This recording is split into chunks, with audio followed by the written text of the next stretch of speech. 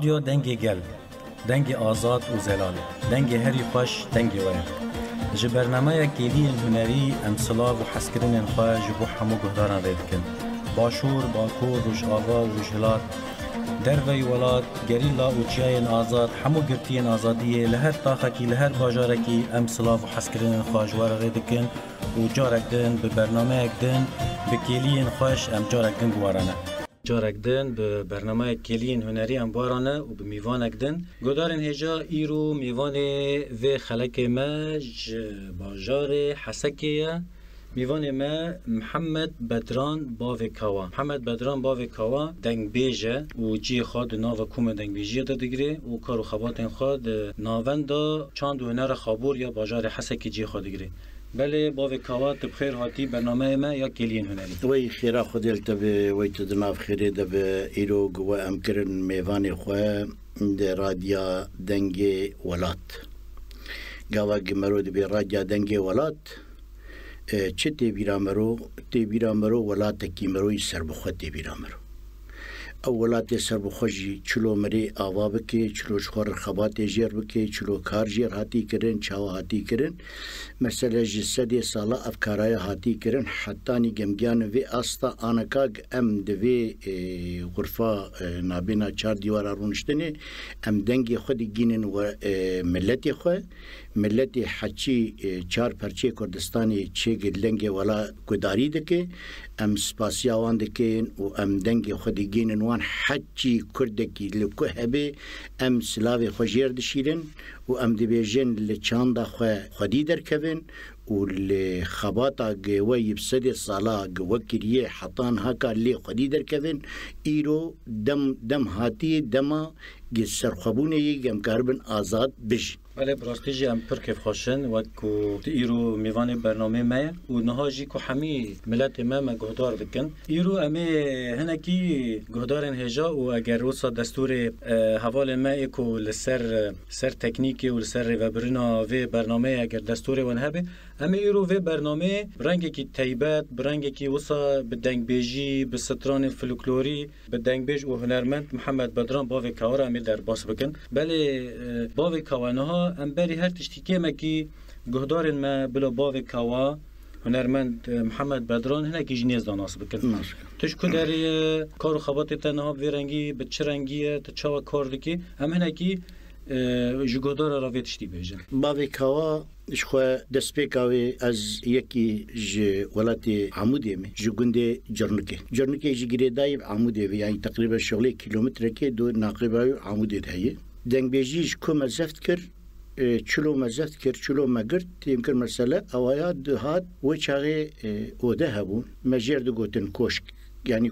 كوشك تدي ملت الهدود دي جفه وداك بابي مجي هبو بابي مجي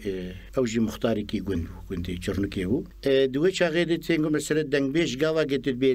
دنگ بيش چتي بيرامرو تلفزيونك تي بيرامرو راديو تي بيرامرو راگ هاندنك تي بيرامرو دنگ بيش جچات يمكن دنگ غاوا گتت بي دنگ اوي دنگ بيجي دنگ خوك چي وك تلفزيون كي وك راديو كي ديان ملتي خو دنگ خو ديان ملتي خو چلو دنگ خو ديان ملتي خو مثلا هرمكي دخات هرمكي چلوي هرمي دخات كرن چ بسكريك دوي دردكت فهمكر اوي دگراند اللي نام ملت دبو دنگ بيش يعني دنگ وي جواكي تاني في جواكي يعني وك عين تشغل الراديو قداري بك اوي دنگ بيجي تيمكر دريا دنگ بيجير مرسله استرانه دغوتن لسر شروانا لسر عقيتا لسر جواكي لسر نظام چه بويري غاواغت قومي مرسله عشير هبون اغا هبون تشت هبون تيمكر الحدود جويان وام بسكريكي خب هبدو چاره سر دکر او چاره سر کرنا واجب چه بود که مثلا دگو فلانکس اودا فلانکس وکیلی او کار وک حاکم وک قاضی وک نظام چه او کار تیم که بسکری کما چاره سر بک گیشی سرایوی در ندکت گوا گجرایوی در ندکتن مثلا چه داد گوتن مثلا اوجی خلق دهات رونشتن پیکاتی 10-12 عشیره فتحویان لجم هفدوم هاتن مرسله ابسکریکات حل بکه چی بوی کشتنک چی بوی یا قیزک هاتی روانده یا تشتک چی بوی و به جموی چاره سر بکه ای بوی چاره سر کرنیجی گاوا گدگو چاره سر بکه گاوا چاره سر دکرجی چی ند بو یک جریاوی درکه خلاص تشتک قراراوی دکر خلاص دهات نفسادن وقت عین وقت تابو ادویاد مرسله عشیره ما قالك الهبدو قريان وشاغي عشير فرور عشير هن بهن تبيجي دناف قنداده دناف باجير ده قند وباجار تكار بيجي يعني بهبدو في قريداي دجمن وشاغي تشي دجمن قالك خطراوي السرمهو دجمن چلو خطراوي السرمهو خطراوي السرمهو تيمكن بفي دنگ بيجي يعني تشلو دنگ خود جين ملتي خود تشاوادك نفسكي تنبو كش بدفكيبو يعني وي دفكيجي اوي دنگ بيجي قالك ايش تكشان قالك حبس تقار قالك لي غسلن تقار قالك حش خبري دولتي فيش خبري شكاف قالك دهات كرن اي اويجي نكاري تيمكن دفي دنگ خبيان دام ملتي خو ايغاوا جهم بهن تيمكن دنابنا دجمن شقص حاول ان تيمكن مساله انا قامي بنر دنابنا قند وباجارد قند وباجار باجار بين قند نابي قند بباجارنا دفرد تشي بود تيمكن مساله هجراك جمر شيكرن تيمكن اما قند بردان ما بري خدا باجير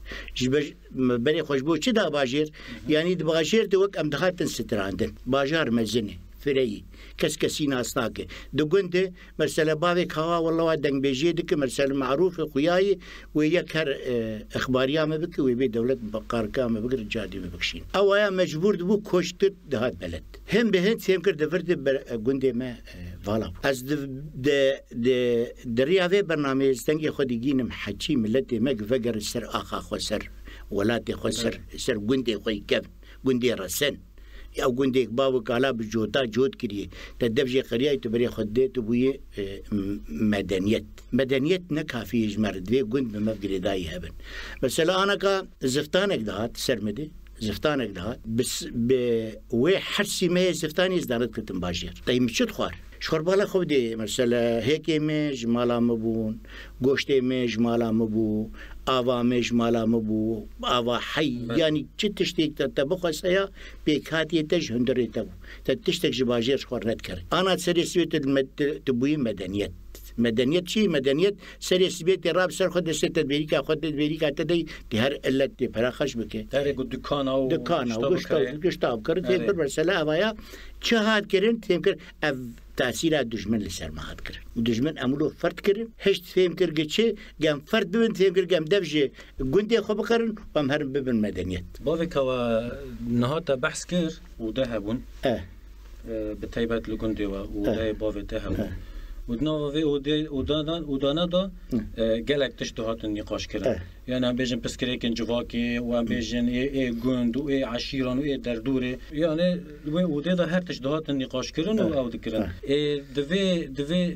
دفي ودانا دا تشتين كدهات النقاش كرن بسكريك وام بيجن دهات چاره سر كرن دنگ بیج يعني دنگ بیج رولی وید وردا چبو چه دکر دنگ بیج روشوی چابو و یک جی ام بیجن تجي يك جوانا بيجن تدور دوي ودانا دا تمزن بود شاهديه و يعني وي دمنا بو بچرنگي يعني دنگ بيش چاوا دكر بچرنگي دكر مثلا دنگ بيش مثلا دنابنا عشيرات امستان كبين سرمالا علي دامامك علي دامامك بچه چبوت فكر مرسله بربسياري عشيراب او بربسياري عشيراب مثلا علي دامامك دنامالا دامامك عقيدك خرد دركت بالدستي خو بقوتني خو كتشلو قريب الجواد قش بهدوه قريدايا دوي وقت يدتيم كر حطاني انسان قنيه زوجان دنجي تشي ندبو كم بالرئيس عشيركي يعني رئيس تشيكي يعني تشي ندبو جواكي دي بيشتغلان دي زواج ايها باي اف عشير قش لهدوه بحويان بيست وچار ميلكي زوزين لهدو بحيان بيقويك دمالا دامان بقي درابوي سرخوه دوي امهرن تيمكر سرداناوي امي شيوركي الجميدين اي اوانا بيستو بيج ميرك تيمكر كاوي تشو بچاوي وگرن جم علي دامان بقي امكارن تيمكر ماد شاغكي جيبش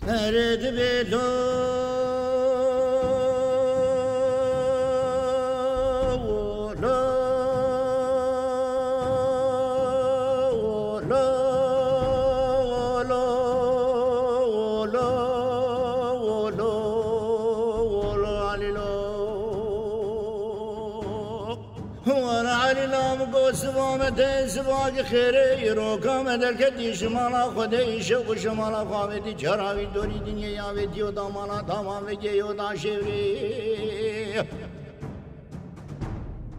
والا سواره میں سلفک سواره میں اشاره راشدی داری دور بھی نہیں درکتی سربانے قصربانے برجے چاوے چپے دشکین چاوے راسے میزین و قیاسے دقین سلفک سواره میں درکتی نشالی کی مردینے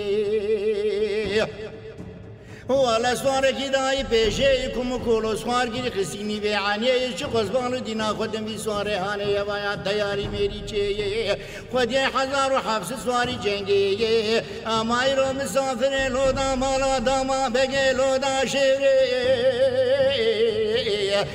لو لو لو لو لو لو لو لو لو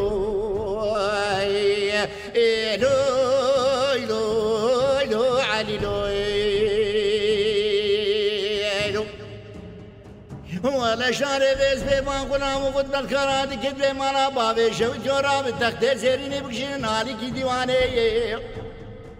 ولا لا بارو دينا خفتني بو قرآن بيشو في ميرا كيسو زين بري خدنو دامانا دامان بيجي ودا شيري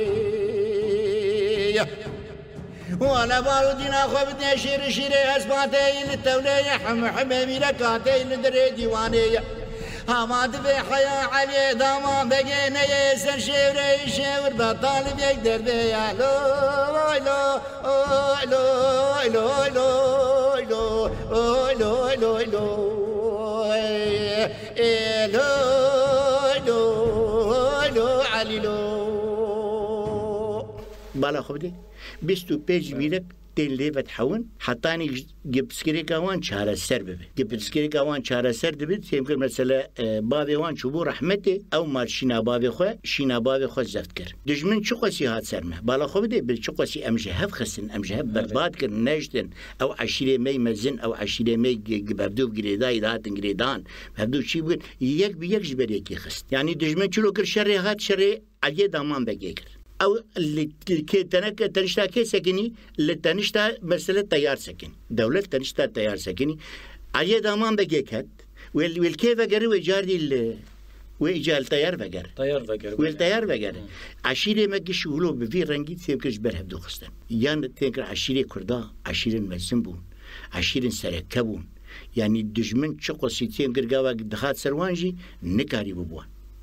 يعني كسكي نكربوا يعني بس كده تشتكي بسيط يمكن مسألة بيجين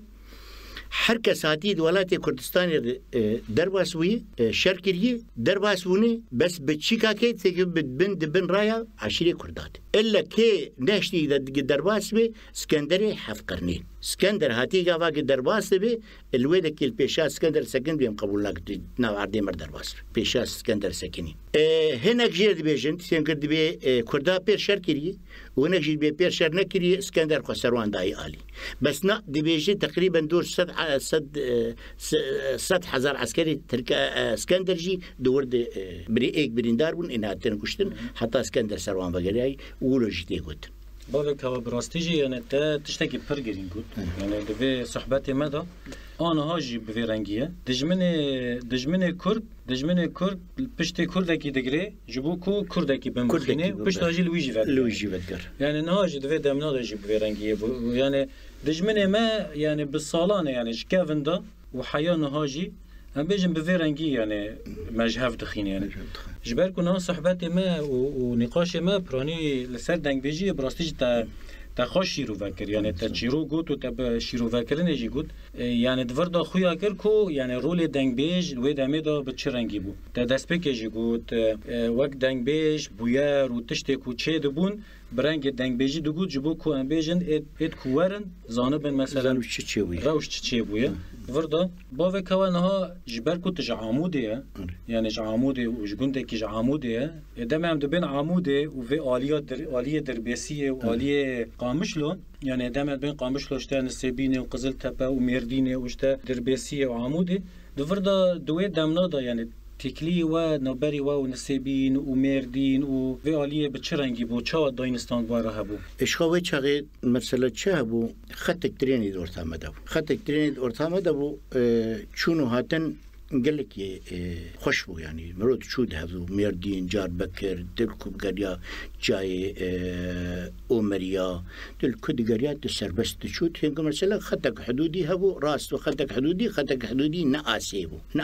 يعني مرو قريبو تفكر أخوتي بكرة جيانا ما يسترويد هاد كر يعني جيانا ما يجمع أمشخور ما جيان ذكر أو كارماري ما ذكرجي دوير يد ما ذكر مرسلة قاشاغي ما ذكر مرسلة ما تشتن دبرن ومشهور تانين يعني دنابنا دولة هذا وما كاري وشخر دبارة خكر بايا دورد مسألة شيء أنا كاتبيجي آلية عمودي وحطاني بيجي آلية درويسيد قصر آلية عمودي وباكوري عمودي يعني تبيج جاي أمريا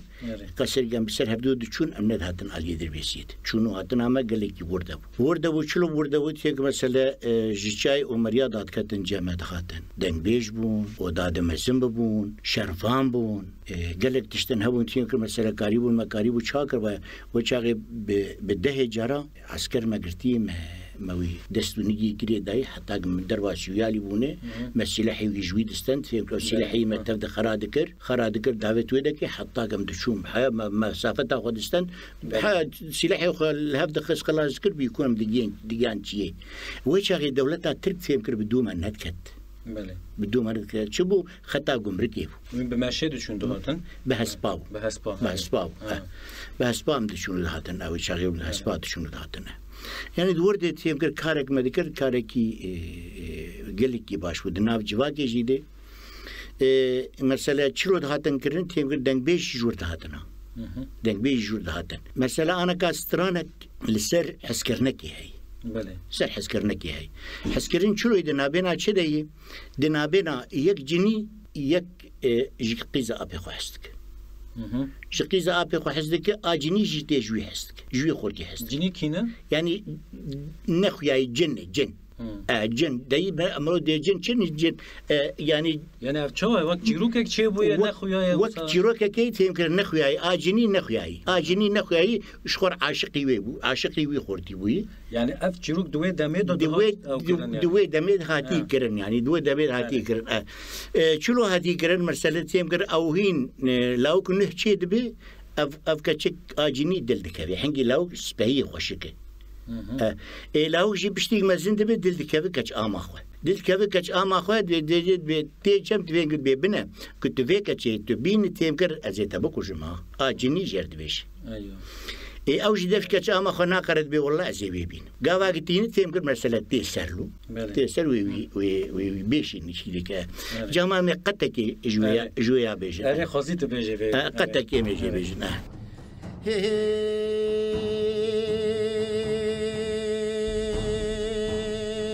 شاما جريبت بويدي داوتا شاب حمد بقي عشانا بيزار بقي دوما وياي تيرا دفو زري قرماي بارو دينا خفدي البار حرما البار زرياي اندلولو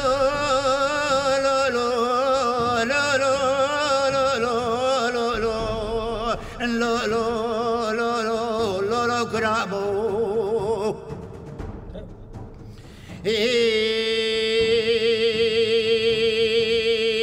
وزي بجيب جيب رافضي وبيبي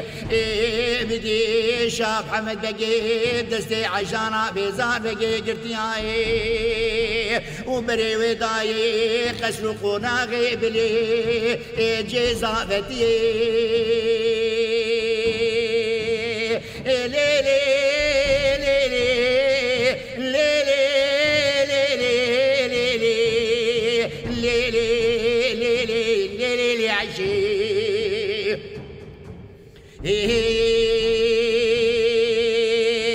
ومدي وجاغي غزالة توفور بقي خاطر بقي رابوش كبزي بابي تيلي بقي ايش قلقي عبدال بقي عادي دبي ديريا واشاف حمد دقيت تكر شجرة بمتكر مكر ونكر تبقى بردانا من نكر تهرس شلتو بردي عيشانا بزار بقي موي قرآني تسر شان يا خوي بردستي مببيني لو بقو لو بقو لو بقو لو بقو لو بقو لو بقو بالا خودي بيشاد كيجي يعني بنا تي مسألة جابدسي ويدقري ويدور دبي حفت صالة ويبسري تشيت خيني ويدور قيزا بيت خيني ويشي دكي جني نكار بيت يمكن مسألة ويبيني بيشتي حفت صالة بيت كبير دمين دبي آخ عايشة دبي أنا حفت صالة تبمرقة دياي هين تعيشيت خازي أستبب جمع عيشي تإيشي خاجي بيني بنا إجازة مرنات بينا ما دبينا أنا بس ما أزيولو يبين ما خلاص بس كذا قلت جمع عيشة درواسي هندد ببيت دبي دريت خين القابيد خين تقليد خيني عيشة دراد بستر خبارة خدي بوري يولو بوي حفصار بور نادي قصاندين ريولو بوي نانوكي بنوك داسا تشيبوني عيشة جيد رافي يسري يدشو يشي دكي جم قيز آبي خويه دبيني تفكر غزالة كلها كرباني دكي دبي بنا شاب حمد بي مكر ونكر تب خبردار من نكر تي هر سر شي تو بردي عيشانه بيزر وكي اي وجه جاو جبان قزا باخد دبي لي لي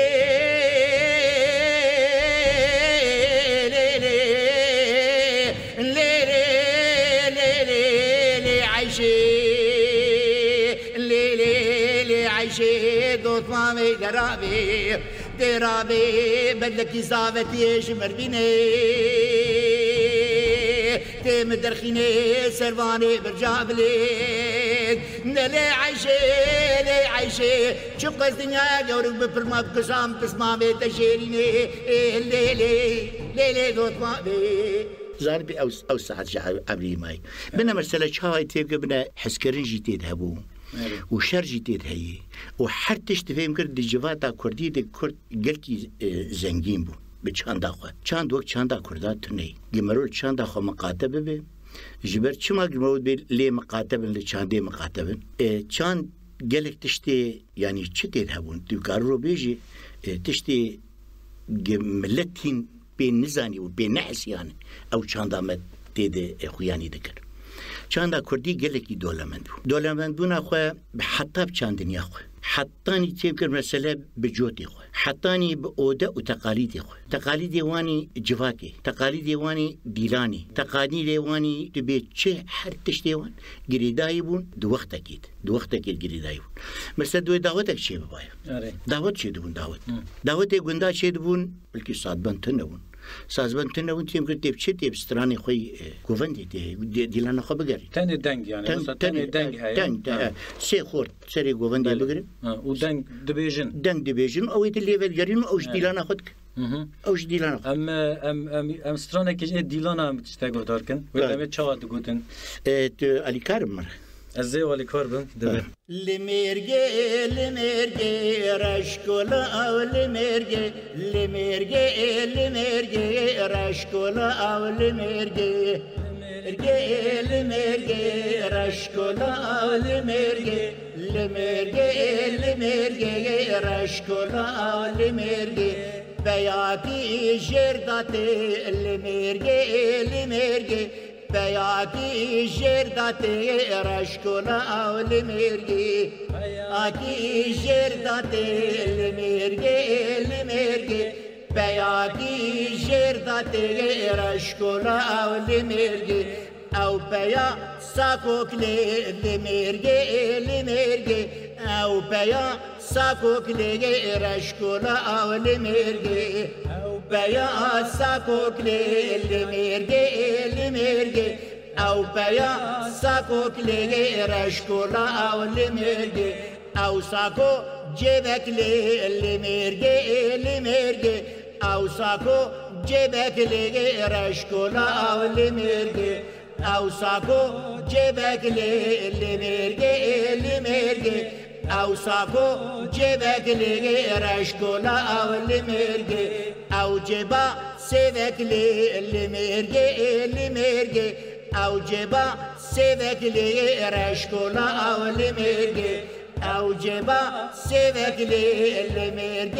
لميرجي او جبا سيفك لي رشكولا او المرقي او سيفا جزك لي المرقي او سيفا جزك لي رشكولا او المرقي او سيفا جزك لي المرقي او سيفا جزك لي رشكولا او المرقي او غزا طعمك لي المرقي او غزا طعمك لي رشكولا او المرقي او غزا طعمك لي المرقي او غزا طعمك لي رشكولا او المرقي هر بيجي فرخاش بو يعني بدو هبدودي ديلانا خو دغري ديلانا خو بعدك هاي يجي تني تيمكر تشتكي تني وديلانا خو كن اشكرو وبيت ساز بيفتي بيوتش بله بابك هوا امين ها سترانه کیتا یکو ام بیژن قد نووا هناك شاهی انکو ام بیژن والدار خستن ستران کوی به امور به موزیک اکو و گوتن امه گهدار بکن و جارک دن امه ورن صحبتی خو اندوي لا لا لا لا لا لا لا لا برخي بابي منو شر شرقي راني برخي بابي منو مكو شر شرقي راني لا ومنو بايا نشرد عشيراني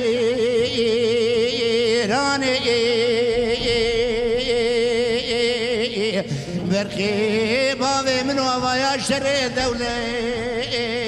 تاني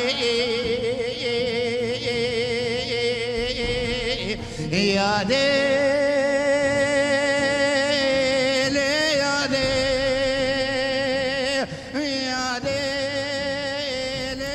يعني فكرة كيفن شوبيا مي كيفن تيمكر مثلا بلكي 100 سال هذه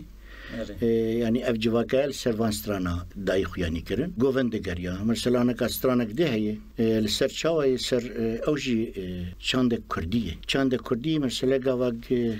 سر دوت ماما خدستري امكارنا انا كويجي بيجن دوت ماما بينن ليلي دوت مام شيرين نواي دوت ماما بينن ليلي دوت مام شيرين نواي دوت ماما بينن ليلي دوت مام شيرين نواي دوت ماما بينن ليلي دوت مام شيرين نواي سالي جار جليل مالا باب نواي سالي جار جليل مالا باب نواي سالي جار جليل مالا باب نواي سالي جار جليل مالا باب نواي غريبانين ليلي غريبة لا نواي غريبانين ليلي غريبة لا نواي غريبانين ليلي غريبة لا نواي غريبانين ليلي غريبة لا نواي حفتي جارك ليلي المالا باب نواي حفتي جارك ليلي المالا باب نواي حفتي جارك ليلي المالا باب نواي حفتي جارك ليلي المالا باب نواي كراسي سروشي لبجني اني نواي كراسي سروشي لبجني اني نواي كراسي سروشي بجني اني نواي كراسي سروشي لبجني اني نواي اولي بي تايتانك وكهن جبنواي اولي بي تايتانك وكهن جبنواي اولي بي تايتانك وكهن جبنواي اولي بي تايتانك وكهن جبنواي بدأ مرسلك فاك بسرعة بيجي معنا خد دها بله يعني تم غريب انجمرور ناكن تشتكي يمكن الا ديش خوينا مروب هذا مروف بن نزيك بن خوينا مرو خوينا مرو يعني بيشكت جترسا دجمن كان تيم اشكره بقولتا تيم مثلا عشير جيش ببرتالي ببنيك ام كرديك ام كرديك تيم قوا قولتا كرد ام يك مثلا و تشتنتي كتانا يعني بن كريه نافي قيزكي دوتما دور كريه شي مرسله كريه غريب تشكيش مرنا كان قوا قلنا بشتامه ايش علي مخرد بيش براي مخرد بيش او شكي مخرد بي غريب تكاريج مرناك يعني كاري مت يمكن براي مني ايه بشتامه دغري او كاري مت بافك هوات دستپیکی برنامه تا گو اج عمودینه جگونده جرنکی کنگی وین هاتن باجار حسکی کیجان سال نادا باجار حسکی 2003 اسات شخد 2003 و چاغیت يمكن مسألة دستپیکا پککی شو وقتا عمل گوند بون و چاغیت تدی بناوی الطلبه هوال خوشترین داویدن لجمل گوند عند نفسها گوند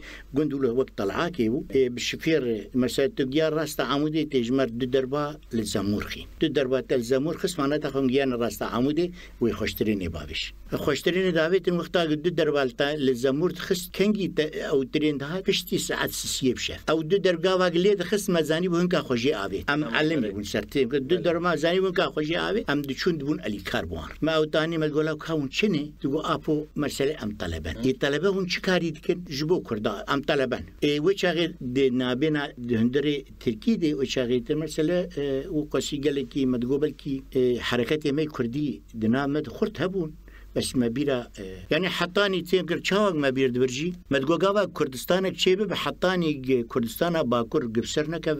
الولات سوري دمكار تشكيبك الحمد لله تفكر ما دي جا دس بكري جا او بحاجتنا بالعكس شيبو ولا شيبو مسألة وردة بشتي يوم هاتن حسكي 2004 ده الودكي حشتيد إنكسلا الودكي مجال ودكي مكار كرجا كتن نكاري ناف جواكا وشاغي هوال دهاتن هرسل هوال شبون وشتي ون قادرو مسألة باجاري حسكي جشي دي سي هوال يكل تلحجر بو يكل صالحيه بو يكل مفتيو حالك بشك شخور قرتون دهاتن جواكي مثلا او هفارجي قاواك دهاتن تينك مثلا قاواك دهاتن تشتكجي جواكي فين نذكر ناسكرن تنو دخوستن قديك بناف جواكي شخور بعلمن فيمكن اخافتني جواكي يعني حتى تنجا نعلم اخافتني جواكي تنقا جواكي بريب قد كنت ناوي جواكي دي اشتغالي جواكي وكاري جواكي تشاوا بريد بي لانه شغال قاواك دادكت غير الشرط بي نزاني تشتكي نزاني مثلا جياش خندنا كي شوي دركتي يا شيكي كي دركتي جواك اول سركه نديتي تكليبي بالجواك كان جواك تيبت من جواك راه تشيندو الا حطاك ذا كد فيديكي مثلا ششمه حفتمه هوالا قاوك ذا كد جمش مسريا سيمه هو پر بتوليا شوي كان شارمه تشيندو بابين ششمه لشو جهه كده هاتن غاردن جبوك خوك مالبات نه گرتنا دوورد تیم کر کاری کی رسنی کاری کی مضبوط داد کر مثلا پشتی سه ماده گر حواله کی بات گوت حواله باوی کوا چند مال ور وکرن مثلا مالم بونه پنجه او هات تیم کر و چند مال اجا او وک پنجه او بکی شست شخور گاوا کر شست او یقاجنج دکن ده هات تیم کر مثلا کر هفته دوورد جواک بخوف هات گریدان دوورد پشتی و مثلا دور دست به شورش کاری شورش هات کرن و دوورد بهاد كرن 2000 و يا أصلاده شو وشغين دسبيكا إن وشغي كان دامج بنبو كان دو هنرجي بنبو بلكي دي داويا 2000 ويا أصلاده كد دوازده وشغين منابن فكر بشتي منابن فكر وشغي هوالا غولستان الجهاد جمع وشغي نابن دمت كده بون دمالاده بشتي وي هوالا برفين هاد جمع هوالا برفين هاد قامش لهاد جمع هاد جمع هوالا غولستان قو والله أسكومك دنگ بيجي الخاص بله امی برنامه دنبیجی چکن وقتا گو برنامه دنبیجی چکن و شاقی من هین جی خود چاندید نکردم از این نکردم چاند حوالا گلستان هات جمع او حوالی محمد جودی هاتن گو باوی کوا گوت دنبیج آناز دکی ام تخوازم برنامه دنبیجی چکن دهندری باجار حسکی ده حوال هاتنی خوازم برنامه دنبیجی چک یا مگو دنبیجی متى بشي قرياي والله من ما زانم بيتشي ام نزانم بيتشاواي دنبيجي والله مش بيراكي نكس ما قداري دك يا ود جم دف ما في دنبيجي بقرن له ونا غو غير كان دك برنامه رسنی تیم کرد دیگه ام بجواک آخر خیانی بکن بدن ناز کردن ام گولا کازی بنرمال هوا چاقی تیم کرد شوم جنب باب حواسی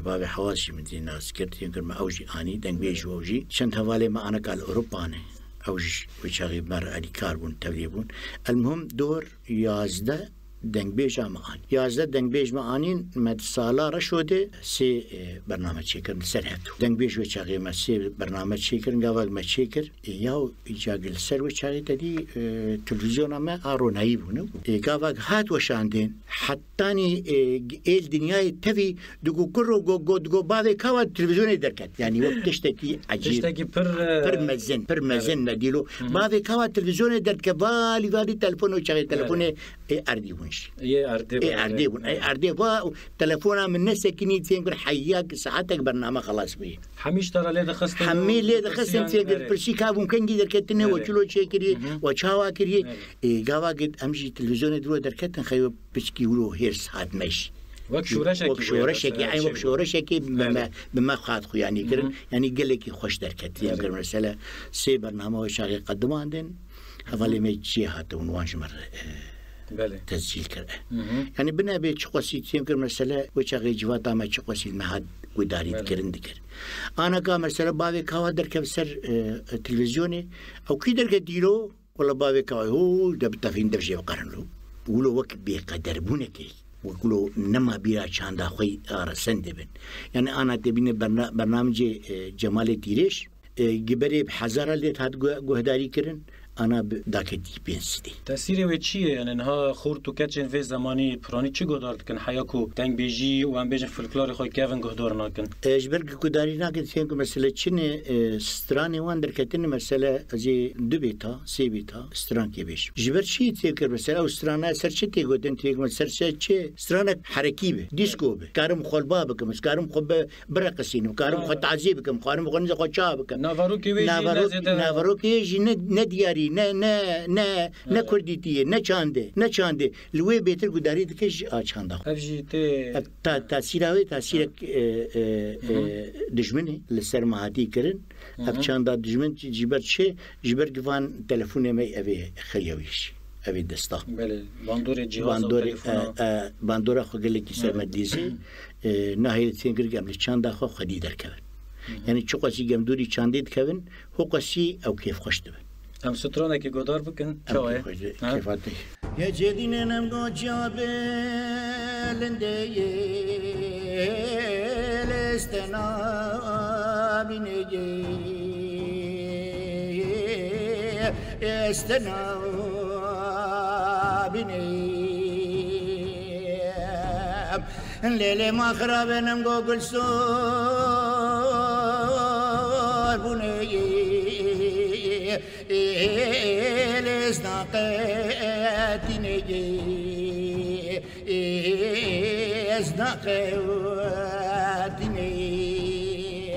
ليلي ما خرابين ابو بشتي جابر شو بلد استجار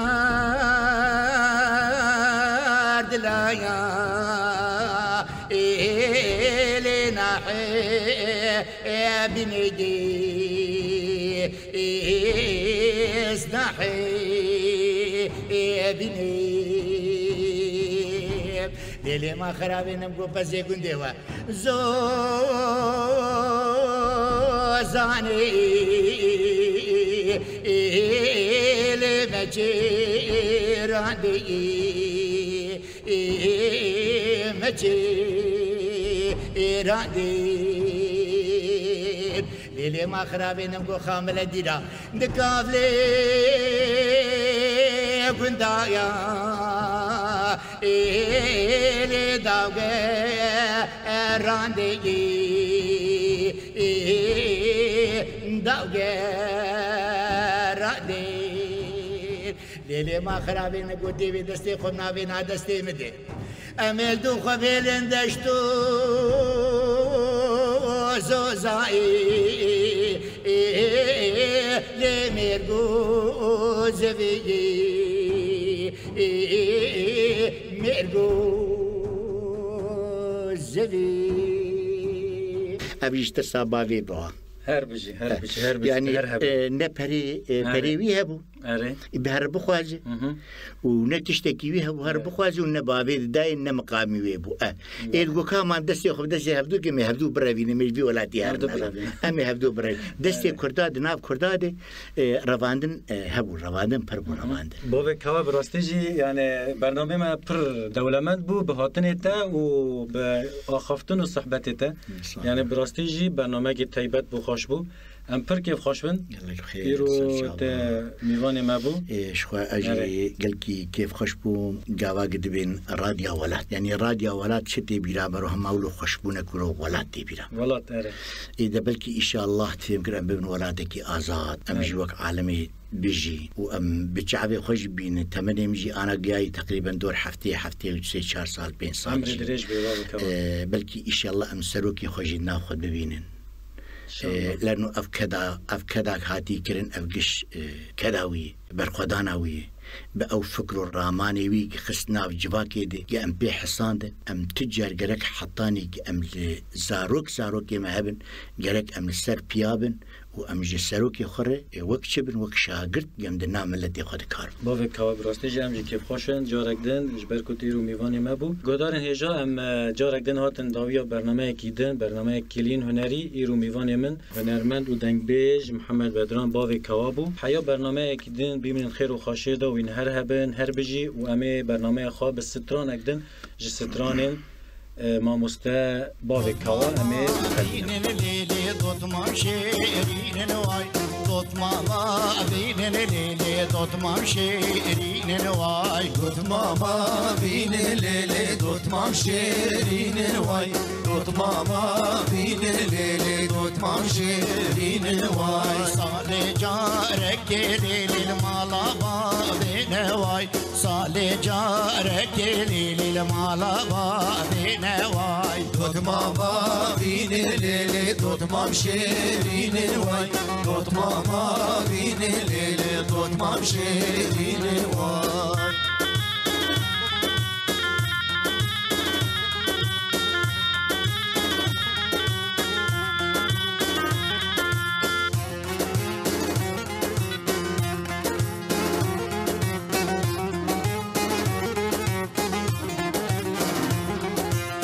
غريبة نين الليل غريبة لا نواي غريبة نين الليل غريبة لا نواي دوت ماما بين الليل دوت مام شيرين واي دوت ماما بين الليل دوت مام شيرين واي حفتي جارك ليل المالا بين واي حفتي جارك ليل المالا بين واي دوت ماما بين الليل دوت مام شيرين واي دوت ماما بين الليل دوت مام شيرين واي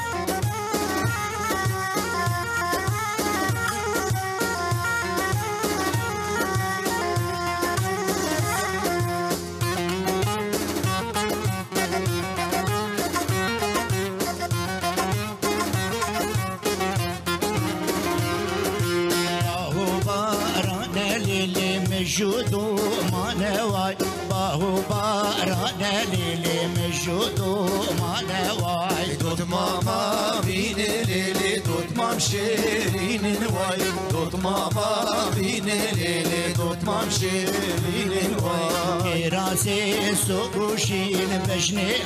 اني نواي كراسي سروشين بجني اني نواي دوت ماما بين ليلي دوت مام شيرين واي دوت ماما بين الليل دوت مام شيرين واي